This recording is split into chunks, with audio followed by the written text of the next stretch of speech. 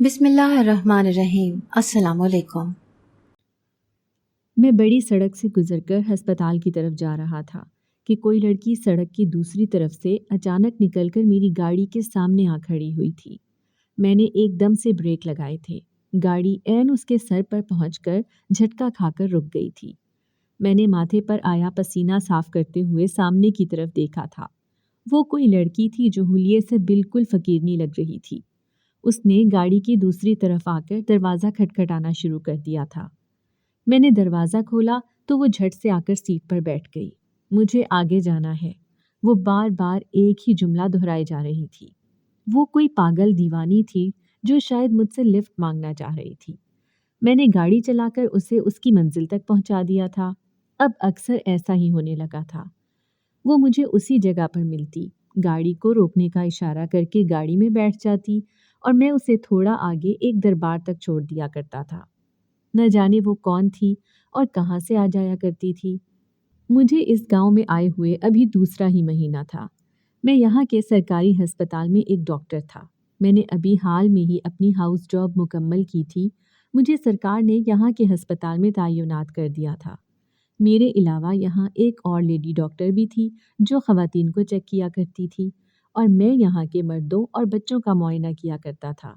میری رہائش کا انتظام بھی ہسپتال کے قریب ہی سرکاری کوارٹرز میں کیا گیا تھا۔ وہاں مجھے ایک ملازم میسر تھا جو میرے کھانے پینے کا انتظام کرتا اور میرے دیگر چھوٹے موٹے کام بھی کر دیا کرتا تھا۔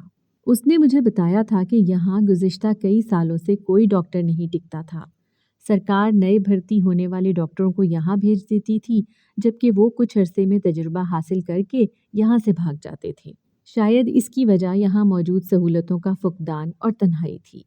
گزشتہ کئی دنوں سے گاؤں کی وہ پاگل لڑکی روزانہ میری گاڑی میں آ کر بیٹھ جاتی اور بولتی کہ مجھے دربار چھوڑاؤ۔ میں ترس کھا کر اسے چھوڑ آتا، لیکن ایک دن الٹا اس نے مجھ پر الزام لگا دیا کہ میں نے اس کی عزت لوٹی ہے۔ آج وہ میری گاڑی میں آ کر بیٹھی تو میں سامنے کی طرف دیکھ کر گاڑی چلاتا رہا۔ آج وہ خلاف معمول خاموش تھی۔ روزانہ تو وہ خود سے ہی بے سروپا باتیں کرتی رہتی تھی جس کی مجھے کچھ سمجھ نہیں آتی تھی، مگر آج اس کی خاموشی مجھے حیران کر رہی تھی۔ میں نے اس کی طرف دیکھا تو وہ گاڑی کی سیٹ سے سر ٹکائے آنکھیں بند کیے بیٹھی تھی۔ دربار کے سامنے گاڑی روک کر میں نے اسے نکلنے کا کہا تھا، مگر وہ ویسے ہی بیٹھی رہی۔ نہ تو اس نے آنکھیں کھولی اور نہ ہی کوئی حرکت کی۔ میں نے تشویش میں مبتلا ہو کر اس کا کندھا ہلایا تو اس کا سر ایک طرف کو لڑک گیا۔ میں پریشانی میں اپنی سیٹ سے اتر کر اس کی طرف بڑھا تھا۔ میں نے اس کی طرف کا دروازہ کھول کر اس کا سانس اور نبض چیک کی تھی۔ اس کی چلتی نبض دیکھ کر میں نے سکھ کا سانس لیا تھا۔ میں نے گاڑی سے پانی کی بوتل نکال کر اس پر پانی کے چھینٹے مارے تھے۔ اس کو ہوش آ گیا تھا۔ مجھے اپنی طرف دیکھتا پا کر وہ حیران ہوئی تھی۔ میں تھوڑا پیچھے ہٹا تاکہ وہ نیچے اتر سکے۔ اس نے نیچے اترتے ہی شور مچانا شروع کر دیا تھا۔ آس پاس کے لوگ ہماری طرف متوجہ ہو چکے تھے۔ وہ مجھ پر اپنی عزت لوٹنے کا الزام لگا رہی تھی۔ ایک آدمی نے آگے بڑھ کر میرا گریبان پکڑ لیا تھا، جبکہ میں سناٹے میں تھا۔ مجھے تو وہ الفاظ بھی سجائی نہیں دے رہے تھے جن سے میں اپنی بے گناہی کی صفائی دے سکوں۔ بھائی، میں ایک ڈاکٹر ہوں۔ ابھی میں اتنا ہی کہہ پایا تھا کہ میرا ملازم وہاں سے گزرا۔ اس نے مجھے دیکھا تو دوڑا چلا آیا اور مجھے ان آدمیوں کے نرغے سے چھڑایا۔ وہ خود ہی ان آدمیوں سے بات کرتا رہا اور مجھے وہاں سے جانے کا اشارہ کر دیا۔ میں جلدی سے گاڑی میں بیٹھ کر وہاں سے نکل گیا تھا۔ شام کو میرے ملازم نے مجھے اطلاع دی تھی کہ یہ معاملہ گاؤں کے سردار تک پہنچ چکا تھا اور وہ مجھے اتنی آسانی سے بخشنے والا نہیں تھا۔ مجھے اندازہ تھا کہ یہ بہت نازک معاملہ تھا۔ کوئی لڑکی اپنی عزت پہ ہاتھ ڈالنے کا جھوٹا الزام بھی لگا دے تو آدمی کو اپنی بے گناہی ثابت کرنا ناممکن ہو جاتا ہے۔ میرے ملازم نے مجھے بتایا تھا کہ مجھے جلد ہی جرگے کے سامنے پیش ہونا پڑے گا۔ میں پریشانی میں گم تھا کہ میں اپنی بے گناہی کیوں کر ثابت کر پاؤں گا۔ مجھے یاد تھا کہ جب میں 8ویں جماعت میں پڑھتا تھا تو ایسا ہی ایک الزام ناہید باجی نے ماجد بھائی پر بھی لگایا تھا، اور وہ اپنی بے گناہی کے لیے کچھ بھی نہیں بول پائے تھے۔ آج میں ماجد بھائی کی بے بسی کو محسوس کر سکتا تھا۔ مجھے ماجد بھائی کی بے گناہی کا یقین تھا، مگر جیسے وہ اپنی صفائی میں کچھ نہیں بول سکے تھے، میں بھی ان کی بے گناہی میں کچھ نہیں کہہ سکا تھا۔ آج اتنے عرصے بعد میں ان کے زخم کا درد محسوس کر رہا تھا۔ میرا ماضی میرے سامنے فلم کی طرح چلنے لگا تھا۔ ہم سب بچے گھر سے باہر آنکھ مچولی کھیلنے میں مگن تھے۔ صوبیہ کی آنکھوں پر پٹی بندھی ہوئی تھی اور وہ گھوم پھر کر ہمیں ڈھونڈنے کی کوشش کر رہی تھی، جبکہ پاس کھڑا ہارون حسد بھری نظروں سے ہم لوگوں کو دیکھ رہا تھا۔ میں نے رک کر ایک اچٹتی نظر ہارون پر ڈالی اور دوبارہ سے آنکھ مچولی کھیلنے میں لگ گیا۔ صوبیہ نے تھوڑی سی دیر میں ہی مجھے پکڑ لیا تھا۔ اس نے میری آنکھوں پر پٹی باندھ دی تھی۔ اب تمہاری باری ہے، وہ ہنستے ہوئے بولی تھی۔ میں آنکھوں پر پٹی باندھے بچوں کو پکڑنے کی کوشش میں تھا کہ اچانک پیچھے سے مجھے کسی نے اس قدر زور سے دھکا دیا کہ میں اپنا توازن قائم نہ رکھ پایا اور منہ کے بل جا کر زمین پر گرا۔ صوبیہ جلدی سے میرے قریب آئی اور مجھے سہارا دے کر اٹھایا۔ میرے منہ سے نکلتے خون کو دیکھ کر وہ گھبرا کر رو رہی تھی۔ میں نے ارد گرد دیکھا تو مجھے ہارون کہیں دکھائی نہ دیا۔ وہ مجھے دھکا دے کر بھاگ گیا تھا، جبکہ باقی سب بچے بھی بھاگ چکے تھے۔ میرا ہونٹ ایک طرف سے پھٹ گیا تھا اور اس میں سے کافی خون بہہ رہا تھا۔ میرے ہاتھوں اور گھٹنوں پر بھی کافی چوٹ آئی تھی۔ میں گھر کی جانب چل پڑا، جبکہ صوبیہ میرے ساتھ ساتھ روتی جا رہی تھی۔ میرا نام عمر ہے۔ مجھے بہت بچپن سے ہی بولنے کا بہت شوق تھا، لہٰذا ارد گرد کے لوگ میرے بولنے کی وجہ سے جلد ہی میری طرف متوجہ ہو جایا کرتے تھے۔ میں ہر ایک کو اپنی زندگی کی کہانی سنانا شروع کر دیا کرتا تھا۔ میرے دوستوں میں نہ صرف بچے بلکہ نوعمر، جوان اور بزرگ سبھی شامل تھے۔ بس ایک ہارون ہی تھا جو مجھ سے شاید نفرت کرتا تھا۔ میں اس کی مجھ سے نفرت کی وجہ آج تک سمجھ نہیں پایا تھا۔ میری ایک بڑی بہن تھی جو عادات اور اطوار میں مجھ سے بالکل برعکس تھی۔ میں جتنا جوشیلا اور بڑبولا تھا، وہ اتنی ہی پرسکون اور خاموش طبع تھی۔ وہ شکل و صورت میں بھی مجھ سے مختلف تھی۔ میں ہوں بہو اپنے ابو جیسا، جبکہ لوگ کہتے تھے کہ ناہید باجی بالکل اپنی ماں جیسی تھی۔ میری بدقسمتی کی شروعات میری پیدائش سے ہی ہو چکی تھی۔ میری ماں کا انتقال میری پیدائش پر ہو گیا تھا۔ پہلی بیٹی کی پیدائش پر کچھ پیچیدگیوں کے بعد سے ہی ان کی صحت کافی متاثر ہوئی تھی۔ ڈاکٹروں نے ان کو دوسرا بچہ پیدا کرنے کے لیے منع کیا تھا، پر ان کو بیٹے کی بے انتہا خواہش تھی اور ان کو لگتا تھا کہ اس بار بیٹا ہی ہوگا۔ میری صورت میں ان کو بیٹا پیدا کرنے کی خواہش تو پوری ہو گئی تھی، مگر اس بیٹے کو پیار کرنے اور پالنے کا موقع نہ مل سکا تھا۔ ڈاکٹروں نے کہا تھا کہ ماں اور بچے میں سے کوئی ایک ہی بچ سکتا ہے، جبکہ ابو سمیت باقی افراد نے بھی یہ طے کرنے میں ایک لمحہ نہ لگایا تھا کہ ماں کو بچا لیا جائے۔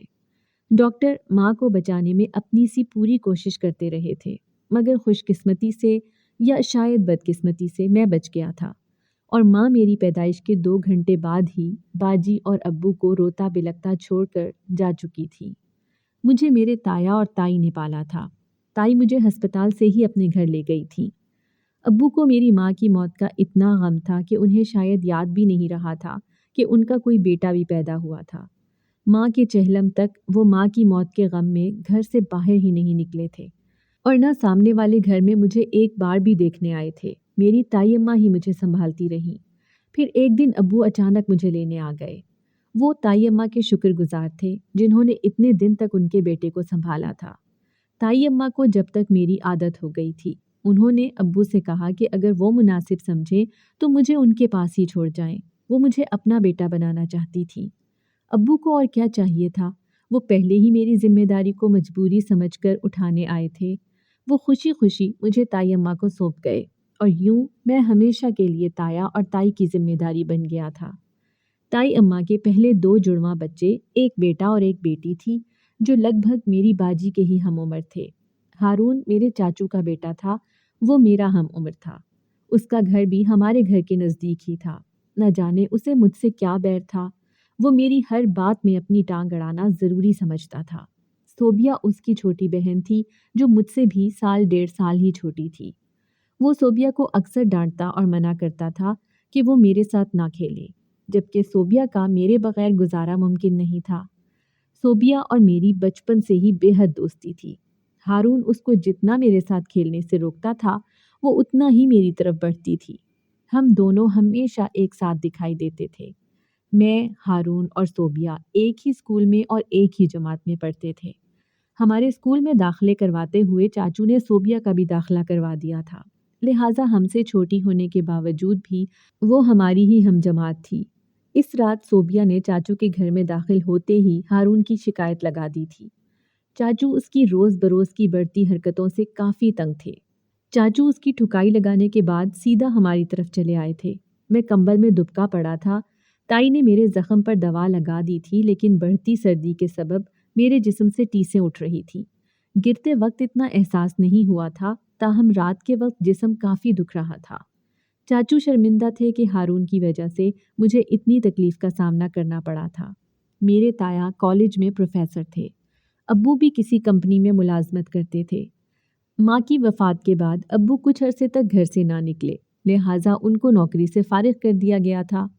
अब्बू ने ताया जी से पैसे उधार लेकर कपड़े का अपना कारोबार शुरू कर दिया था। कुछ ही सालों में उनका कारोबार काफ़ी जम गया था और उनको उम्मीद से ज़्यादा मुनाफा होने लगा था।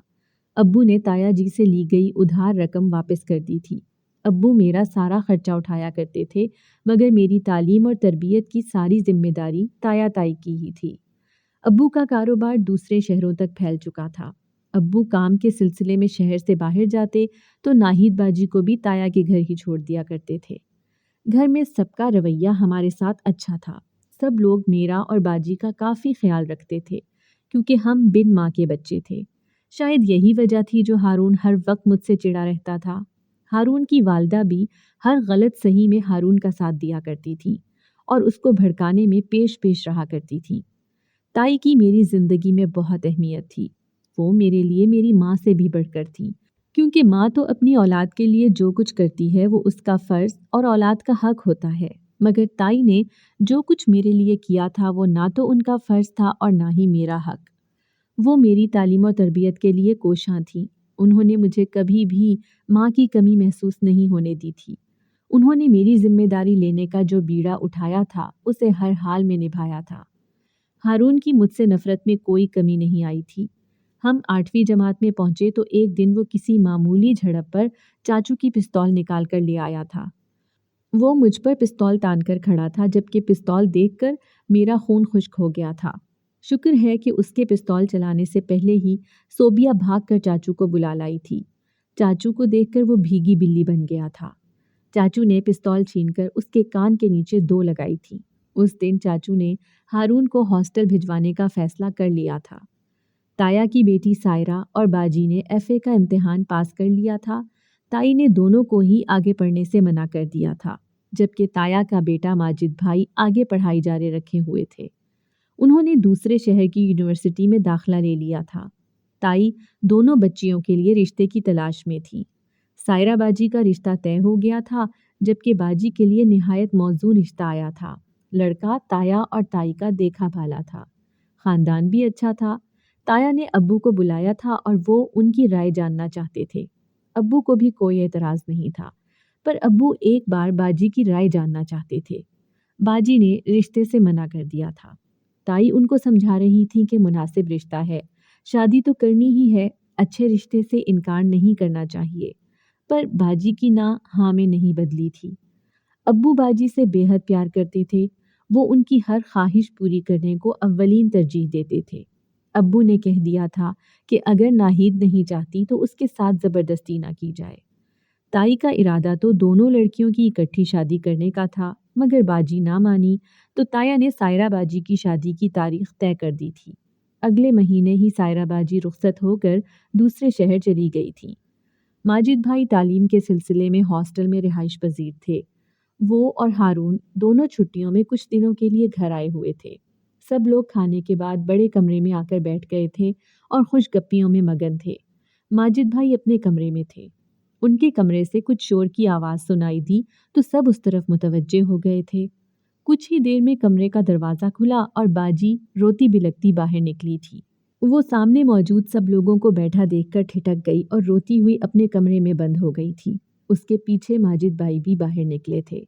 अब्बू ने आओ देखा ना ताओ उठकर माजिद भाई को गिरेबान से पकड़ लिया था और उनके मुंह पर 2 थप्पड़ कस के दे मारे, जबकि वो हक्का बक्का अब्बू की सूरत देखकर रह गए थे। अब्बू उनको बुरा भला कह रहे थे कि मेरी बेटी को तकलीफ पहुंचाने की जुर्रत कैसे की। चाचू ने उठकर अब्बू को ज़बरदस्ती पकड़ा था। अब्बू का बस नहीं चल रहा था कि माजिद भाई को जान से ही मार डालेंगे। ताई भी अपने बेटे की ये दुर्गत बनता देखकर आग बबूला थी। उनका कहना था कि कसूरवार तो आपकी बेटी है जो मेरे बेटे के कमरे में गई थी। उसको क्या जरूरत थी कि वो जवान लड़के के कमरे में जाए। जबकि माजिद भाई का कहना था कि जैसा आप लोग समझ रहे हैं वैसा कुछ नहीं था। फिर कैसा था तुम बता दो, चाचू ने गुस्से में पूछा था। आप नाहिद से ही पूछ लें कि आखिर क्या मामला था, माजिद भाई गड़बड़ाकर बोले थे। अब सब बड़ों का रुख नाहिद बाजी के कमरे की तरफ था, जबकि बाजी का रो रो कर बुरा हाल था। अब्बू ने उनसे पूछा था कि मुझे सिर्फ एक इशारा दे दो, क्या माजिद ने तुम्हारी तरफ पेशकदमी की थी। नाहिद बाजी ने इस बात में सर हिला दिया था। एक तूफान था जो आया था। सब एक दूसरे को बुरा भला कह रहे थे। नाहिद बाजी ने माजिद भाई पर इतना बड़ा इल्ज़ाम लगा दिया था, जबकि माजिद भाई का कहना था कि वो बेकसूर हैं और नाहिद झूठ बोल रही थी। ताया और ताई ने अपने बेटे का यकीन किया था और अब्बू ने नाहिद बाजी का। चाचू दोनों को समझाने में, जबकि चाची ताई अम्मा को भड़काने में लगी थी। अब्बू ने अपना फैसला सुना दिया था। वो मुझे और नाहिद बाजी को लेकर हमेशा के लिए दूसरे शहर जा रहे थे। नाहिद बाजी अपना सामान बांध रही थी, जबकि मैं ताई अम्मा से लिपटा रो रहा था। मैं अब्बू के साथ जाना नहीं चाहता था। उन्होंने मुझे सारी जिंदगी बेटे का मान और प्यार नहीं दिया था। वो मुझे अपनी बीवी की मौत का जिम्मेदार समझते थे। वो सिर्फ नाहिद बाजी के अब्बू थे। मैं जानता था कि मुझे वो सिर्फ जिद और अना में लेकर जा रहे थे। मैंने जाने से मना किया तो वो बोले थे कि अगर आज मैं उनके साथ ना गया तो जिंदगी में वो कभी मेरी शक्ल नहीं देखेंगे और ना नाहिद बाजी को मुझसे मिलने देंगे। मैं अब्बू की दूरी तो बर्दाश्त कर सकता था, मगर नाहिद बाजी के बगैर मेरा रहना मुश्किल था। ताई मुझे समझा रही थी कि एक बार तुम्हारे अब्बू का गुस्सा कम हो जाएगा तो वो खुद ही आकर माफ़ी मांग लेंगे। सारा सामान गाड़ी में रखा जा चुका था। बाजी और अब्बू गाड़ी में बैठ गए थे। वो मेरे इंतज़ार में हॉर्न बजा रहे थे।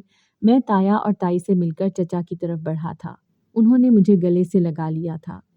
मैं दरवाज़ा उबूर करके बाहर निकला तो सामने ही मुझे हारून दिखाई दिया। वो मुझे देखकर तंजिया मुस्कुरा रहा था। मैं उसके करीब से गुजरा तो मुझे उसकी सरगोशी सुनाई दी। वो मुझे गाली निकाल रहा था। मैं रुक कर उसकी तरफ मुड़ा।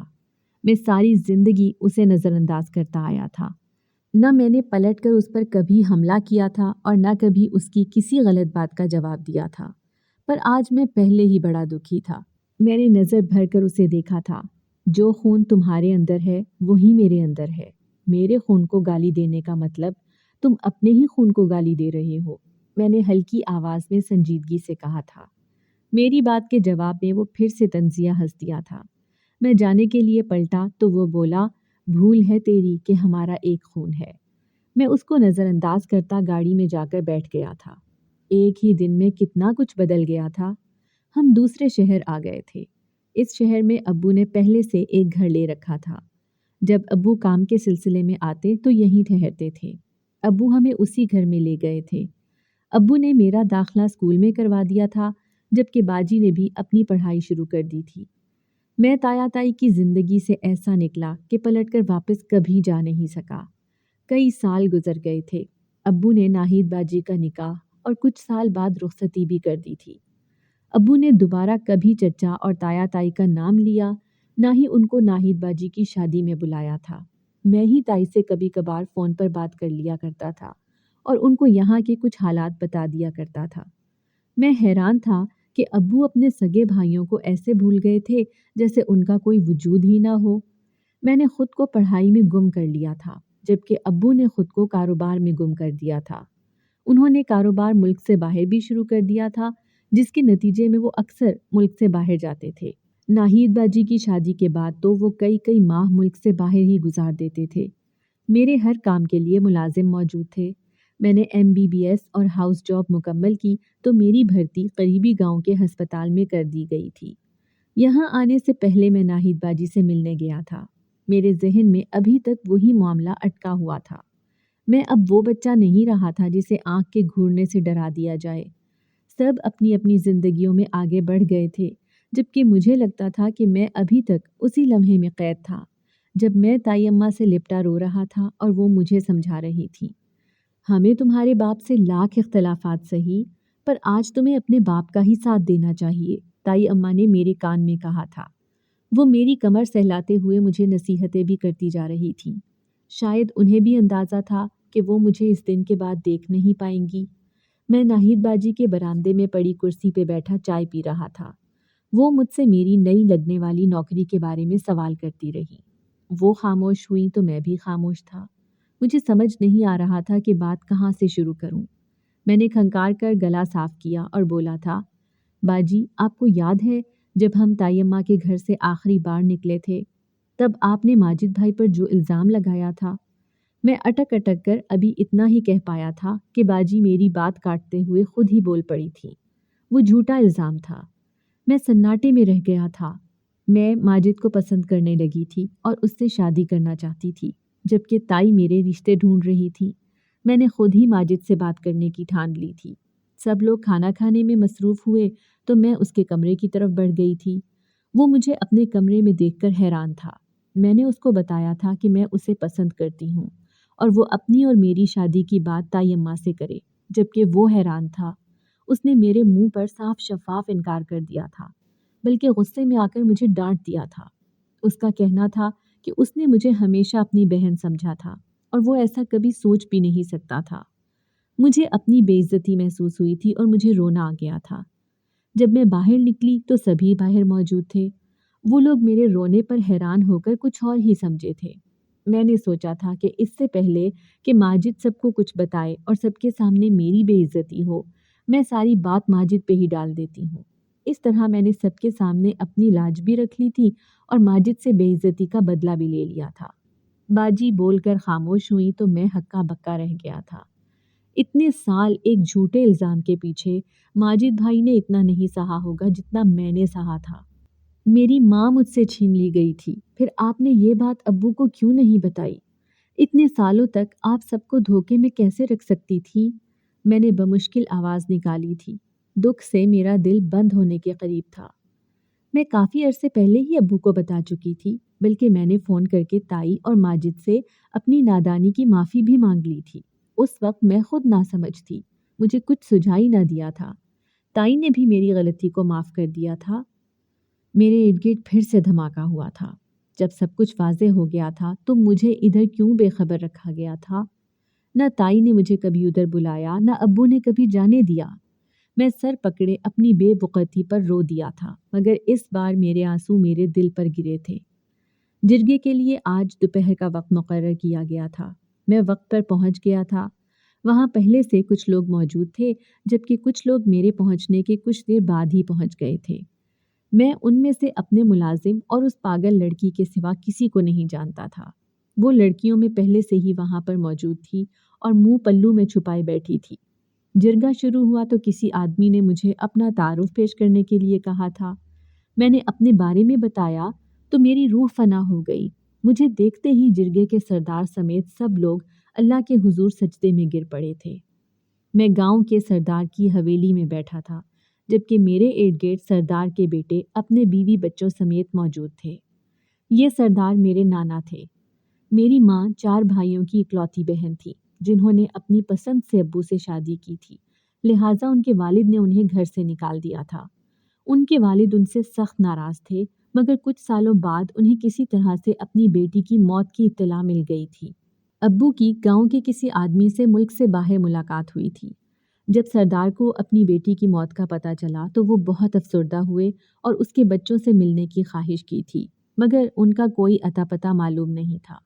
मैंने जब जिरगे में अपना तारुफ करवाते हुए बाप और माँ का नाम बताया तो वो मुझे पहचान गए थे। तू तो बिल्कुल अपने बाप की कॉपी है।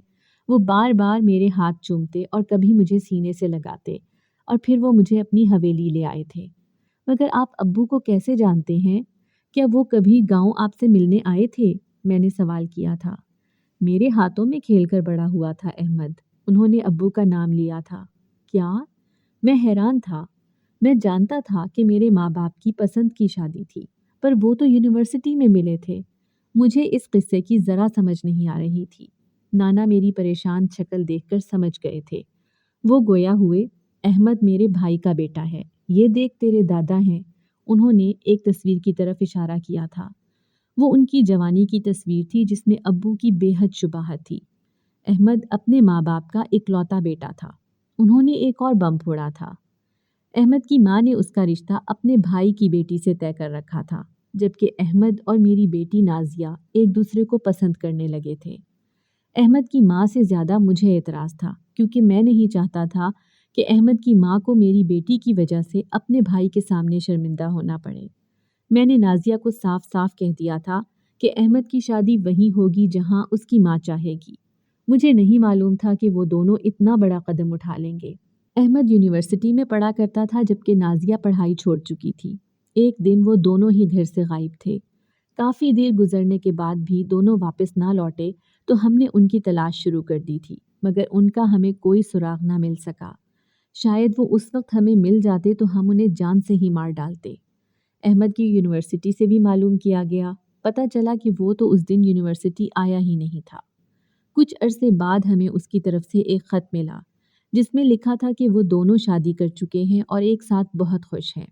وہ ہم سے معافی کے طلبگار تھے اور ملنے آنا چاہتے تھے۔ ہماری عزت کو داغدار کر کے جانے والے ایک ساتھ خوش تھے۔ ہم نے بھی لکھ بھیجا تھا کہ اگر زندگی پیاری ہے تو ادھر کا کبھی بھی رخ مت کرنا۔ ہم نے ان کے گاؤں میں داخلے پر پابندی عائد کر دی تھی۔ کافی عرصے بعد اطلاع ملی تھی کہ نازیہ 2 بچے چھوڑ کر چل بسی تھی۔ بیٹی کی موت کی خبر سن کر مجھ سمیت اس کے بھائیوں کا دل بھی پگھل گیا تھا۔ مجھے اگر معلوم ہوتا کہ وہ اتنی کم عمر لکھوا کر لائی تھی تو میں اپنے ہاتھوں سے اس کی شادی احمد سے کروا دیتا۔ ہم نے تم دونوں کو ڈھونڈنے کی بے حد کوشش کی تھی مگر تمہارا کوئی سراغ نہ مل سکا۔ تم صرف میرے نواسے ہی نہیں بلکہ میرے بھائی کی نسل بھی ہو۔ احمد کی جدائی کے 6 ماہ بعد ہی اس کی والدہ کا انتقال ہو گیا تھا۔ اس کی والدہ نے وصیت کی تھی کہ اسے میرے جنازے پر بھی آنے نہ دیا جائے۔ احمد کو اس کی والدہ کی موت کی اطلاع نہ جانے کیسے مل گئی تھی۔ شاید اس کے کسی دوست سے اس کا رابطہ تھا۔ وہ ماں کے جنازے پہ آ گیا تھا، جبکہ مجھے اس کی ماں کی گئی نصیحت یاد تھی۔ میں نے احمد کو دھکے مار کر یہاں سے نکال دیا تھا۔ اس کے بعد سے احمد نے کبھی یہاں کا رخ نہیں کیا تھا۔ تم احمد کو بلاؤ، میں اس سے ملنا چاہتا ہوں۔ آج میں خود احمد سے معافی مانگوں گا۔ میں جانتا تھا کہ ابو کبھی بھی گاؤں کا رخ نہیں کریں گے۔ نانا سے ان کی اتفاقیہ ملاقات کروانی پڑے گی۔ میں نانا سے اجازت لے کر واپس شہر آ گیا تھا۔ ابو باہر ملک سے آئے تو میں ان کے قدموں میں بیٹھ گیا تھا۔ میں مان گیا تھا کہ وہ ماں سے کس قدر محبت کرتے تھے، جن کی خاطر انہوں نے گاؤں اور حویلی کو چھوڑا تھا۔ ماں کی موت کے بعد بھی کبھی ادھر کا رخ نہیں کیا تھا۔ ساری زندگی محنت کر کے خود کا کاروبار کھڑا کر لیا مگر گاؤں کی حویلی بیچنے کا خیال کبھی نہ آیا جو کئی سال سے خالی پڑی تھی۔ ابو، میں آپ کی کہانی سننا چاہتا ہوں، میں دھیرے سے بولا تھا۔ ابو نے اپنی ساری آپ بیتی کہہ سنائی تھی۔ احسان چچا ابو کے بڑے اچھے دوست تھے جنہوں نے ابو کا شادی کے معاملات میں بڑا ساتھ دیا تھا اور ان کو اپنے شہر لے جا کر پناہ دی تھی، جبکہ تایا تائی احسان چچا کے بڑے بھائی تھے جنہوں نے احسان چچا کی وجہ سے ابو کا ساتھ دیا تھا۔ ہارون صحیح کہتا تھا، میرا اور اس کا خون الگ الگ ہی تھا۔ میرا اس کے خاندان سے کوئی خونی رشتہ نہیں تھا۔ میں نانا کو اپنے ساتھ گھر لے کر آیا تھا۔ ابو گھر سے باہر تھے۔ جیسے ہی ابو گھر میں داخل ہوئے، سامنے بیٹھے نانا کو دیکھ کر حیران رہ گئے۔ نانا ابو کو دیکھ کر اٹھ کھڑے ہوئے اور اپنی باہیں پھیلا دی۔ ابو نے ایک لمحے کو سوچا اور دوسرے ہی لمحے بھاگ کر ان کے سینے سے لگ گئے تھے۔ وہ دونوں اپنے آنسو صاف کرتے الگ ہوئے تھے۔ واپس آ کر اپنی حویلی پھر سے آباد کر دے، نانا نے کانپتی آواز میں ابو کو کہا تھا۔ نانا نے ابو کی حویلی کی مرمت کروا دی تھی۔ میں سرکاری کوارٹر سے نکل کر حویلی منتقل ہو چکا تھا۔ ہسپتال میں موجود لیڈی ڈاکٹر میرے ماموں کی ہی بیٹی تھی۔ نانا میری اور اس کی شادی کرنا چاہتے تھے، لیکن اس بار سب تم دونوں کی مرضی سے ہوگا، نہ کوئی زور اور نہ کوئی زبردستی چلے گی، وہ مسکرا کر بولے تھے۔ میں صوبیہ کو بے حد چاہتا تھا مگر میں ماضی کو دہرانا نہیں چاہتا تھا۔ ہارون مجھ سے نفرت کرتا تھا۔ وہ یقیناً صوبیہ اور میری شادی کبھی ہونے نہیں دے سکتا تھا۔ میں پھر سے نفرت اور ضد کی جنگ چھیڑنا نہیں چاہتا تھا، لہٰذا ابو کی رضامندی سے میں نے اپنی ماموزاد سے شادی کی پیشکش قبول کر لی تھی۔ تایا تائی اور چچا کو بھی میں نے اپنی شادی میں مدعو کیا تھا۔ ان کا میری زندگی میں اہم کردار تھا اور میں آج جو بھی تھا ان کی بدولت تھا۔ میری شادی کو کئی سال گزر چکے تھے۔ अल्लाह ने मुझे 2 बेटों से नवाजा था। मैंने अपनी बीवी के साथ मिलकर गांव में एक बड़ा अस्पताल बनाया था, जो था तो प्राइवेट, पर वहाँ तमाम गरीब लोगों का मुफ्त इलाज किया जाता था। मैं उस पागल लड़की का शुक्रगुजार था जिसकी बदौलत मैं अपने सगे रिश्तों से मिल सका था। मैंने उसे सबसे पहले अपने अस्पताल में दाखिल किया था। हारून को कैंसर जैसे मूजी मर्ज का सामना था। वो मुझसे मिलने आया था और माफ़ी का तलबगार था। बचपन में उसने मुझे बेहद जिस्मानी तकलीफ़ें पहुंचाई थीं। उसने तस्लीम किया कि उसे लगता था कि जो प्यार और मोहब्बत मुझे ताई और चचा से मिलती थी, उस पर हारून का हक था। वो ये नहीं समझता था कि मोहब्बत फर्मा बरदारी से मिलती है, ना कि ज़बरदस्ती से। मैंने फ़ौरन ही उसे माफ़ कर दिया था, क्योंकि वो तो खुद बच्चा था। उसे क्या मालूम था कि क्या सही था और क्या गलत। मैंने उसके इलाज में भी हर मुमकिन मदद की थी। मैं सोच रहा था कि ज़िंदगी में माँ बाप की फर्माबरदारी कितनी ज़रूरी होती है। इस फर्माबरदारी का सिला आने वाली नस्लों की सूरत में इंसान को ज़रूर मिल जाता है।